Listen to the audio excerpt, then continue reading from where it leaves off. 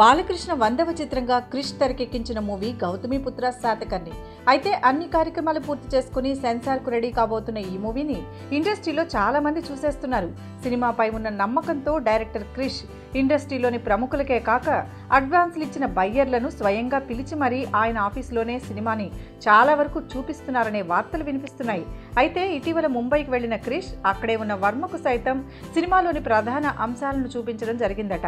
ఇక సినిమా చూసిన ప్రతి ఒక్కరూ సినిమా చాలా బాగా వచ్చిందని, అసలు బాలయ్య కెరీర్లోనే చిరస్థాయిగా నిలిచిపోయే 100వ చిత్రంగా నిలిచిపోతుందని ప్రశంసలు కురిపిస్తున్నారట.